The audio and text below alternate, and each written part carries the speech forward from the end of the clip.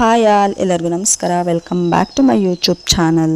ಹಿಂದಿನ ಒಂದು ವಿಡಿಯೋದಲ್ಲಿ ಏಕಾದಶಿ ದಿನ ಯಾವ ರೀತಿ ಪೂಜೆ ಮಾಡಬೇಕು, ಯಾವ ರೀತಿ ಉಪವಾಸವನ್ನು ಆಚರಣೆಯನ್ನು ಮಾಡಬೇಕು ಅಂತಕ್ಕಂತಹ ವಿಡಿಯೋವನ್ನು ಹಾಕಿದ್ದೆ. ಅದಾದ ನಂತರದಲ್ಲಿ ದ್ವಾದಶಿ ದಿನ ನೀವೇನು ಮಾಡಬೇಕು ಅನ್ನೋದನ್ನು ಮುಂದಿನ ವಿಡಿಯೋದಲ್ಲಿ ಹೇಳ್ತೀನಿ ಅಂತ ಹೇಳಿದ್ದೆ. ಹಾಗಾದರೆ ಇವತ್ತು ದ್ವಾದಶಿ ದಿನ ಏನು ಮಾಡಬೇಕು ಅಂತಕ್ಕಂತಹ ವಿಚಾರವನ್ನು ಇವತ್ತು ಈ ಒಂದು ವಿಡಿಯೋದಲ್ಲಿ ತಿಳಿತಾ ಹೋಗೋಣ, ಬನ್ನಿ.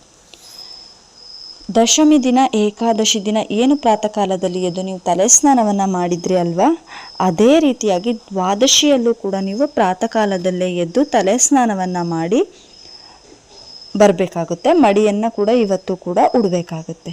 ಇನ್ನು ನೀವು ಹಿಂದಿನ ದಿನ ಫೋಟೋಗೆಲ್ಲ ಗಂಧವನ್ನು ಹಚ್ಚಿ ಎಲ್ಲದನ್ನು ಮಾಡಿದ್ರಿ ಅಲ್ವಾ ಪೂಜೆನ, ಹಾಗಾಗಿ ಫೋಟೋವನ್ನು ಒರೆಸ್ತಕ್ಕಂತಹ ಅಗತ್ಯ ಏನೂ ಇಲ್ಲ, ಹಾಗೆ ಮಾಡ್ಬೋದು ನೀವು.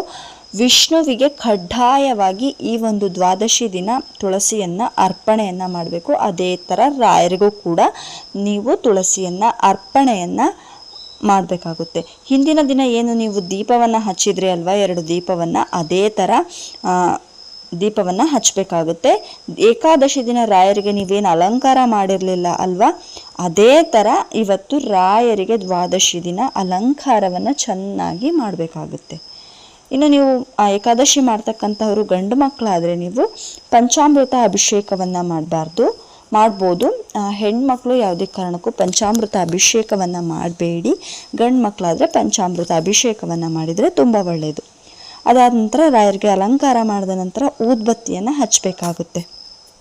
ಇನ್ನು ಅವತ್ತು ಕೂಡ ವಿಷ್ಣು ಸಹಸ್ರನಾಮ, ರಾಯರ ಪಠಣೆ, ಸ್ತೋತ್ರಗಳನ್ನು ನೀವು ಮಾಡಬೇಕಾಗುತ್ತೆ. ದ್ವಾದಶಿ ದಿನ ಪಂಚಾರ್ತಿಯನ್ನು ಮಾಡಲೇಬೇಕು ಕಡ್ಡಾಯವಾಗಿ. ಏನು ಏಕಾದಶಿ ದಿನ ನೀವು ಪಂಚಾಮೃತ ಅಭಿಷೇಕವನ್ನು ಮಾಡಿರಲಿಲ್ಲ ಅಲ್ವಾ, ಪಂಚಾಮೃತ ಆರತಿಯನ್ನು ಮಾಡಿರಲಿಲ್ಲ ಅಲ್ವಾ, ಹಾಗಾಗಿ ಈ ಒಂದು ದಿನ ಪಂಚಾರ್ತಿಯನ್ನು ನೀವು ಮಾಡಲೇಬೇಕಾಗುತ್ತೆ. ಇನ್ನು ದ್ವಾದಶಿ ದಿನ ರಾಯರು ಏಕಾದಶಿ ದಿನ ಉಪವಾಸ ಇದ್ದರು ಅಲ್ವಾ, ಹಾಗಾಗಿ ನೀವು ದ್ವಾದಶಿ ದಿನ ಹಣ್ಣು ಮತ್ತು ನೈವೇದ್ಯವನ್ನು ಸಮರ್ಪಣೆಯನ್ನು ಮಾಡಲೇಬೇಕಾಗುತ್ತೆ. ಉಪವಾಸ ಇದ್ರಲ್ವ ರಾಯರು, ಹಾಗಾಗಿ ಅವರಿಗೆ ಹಣ್ಣು ಮತ್ತು ನೈವೇದ್ಯವನ್ನು ನೀವು ಸಮರ್ಪಣೆಯನ್ನು ಮಾಡಬೇಕಾಗುತ್ತೆ. 6:45 ವೇಳೆಗೆ ನೈವೇದ್ಯವನ್ನು ಇಟ್ಟು ಮಹಾಮಂಗಳಾರತಿಯನ್ನು ಮಾಡಲೇಬೇಕು ನೀವು. ಬೆಳಗ್ಗಿನ ಜಾವ 6:45 ನಿಮ್ಮ ಪೂಜೆ ಎಲ್ಲ ಮುಗಿದು ನೈವೇದ್ಯ, ಮಹಾಮಂಗಳಾರತಿ ಎಲ್ಲದೂ ಕೂಡ ಆಗಿರಬೇಕು. ಅದಾದ ನಂತರದಲ್ಲಿ ಬೆಳಗ್ಗೆ 8 ಗಂಟೆ ನಂತರ ನೀವು ಆಹಾರವನ್ನು ಸೇವನೆಯನ್ನು ಮಾಡಬೇಕಾಗುತ್ತೆ. ಈ ಒಂದು ಸಮಯದಲ್ಲೂ ಕೂಡ ನೀವು ಈರುಳ್ಳಿ ಬೆಳ್ಳುಳ್ಳಿಯನ್ನು ನಿಷೇಧ ಮಾಡಿ ಅದೊಂದು ಹೊತ್ತು ಊಟ ಮಾಡಬೇಕಾಗುತ್ತೆ 8 ಗಂಟೆ ನಂತರದಲ್ಲಿ. ನಂತರ ಅಥವಾ ಮುಂಚೆ ನೀವು ಊಟ ಮಾಡೋಕ್ಕೂ ಮುಂಚೆ ರಾಯರ ಮಠಕ್ಕೆ ಹೋಗಿ ದರ್ಶನವನ್ನು ಮಾಡ್ಬೋದು, ಅಥವಾ ನೀವು ಊಟ ಮಾಡಿ ಕೂಡ, ಅಂದರೆ ಈರುಳ್ಳಿ ಬೆಳ್ಳುಳ್ಳಿ ಇಲ್ಲದೇ ಇರೋ ಊಟ ಮಾಡಿ ನೀವು ರಾಯರ ದರ್ಶನವನ್ನು ಮಾಡಿ ಕಡ್ಡಾಯವಾಗಿ ರಾಯರ ಮಠದಲ್ಲಿ ಒಂದೇ ಒಂದು ಪ್ರದಕ್ಷಿಣೆಯನ್ನು ಹಾಕಬೇಕಾಗುತ್ತೆ.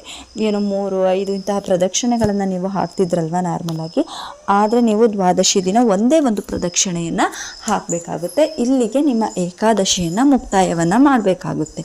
ಇದಿಷ್ಟು ಏಕಾದಶಿ ಹಿಂದಿನ ದಿನ ಮತ್ತು ಮುಂದಿನ ದಿನ ಆಗ್ತಕ್ಕಂತಹ 3 ವಿಡಿಯೋಗಳು ನಿಮಗೆ ಅಪ್ಲೋಡ್ ಆಗಿದ್ದಾವೆ.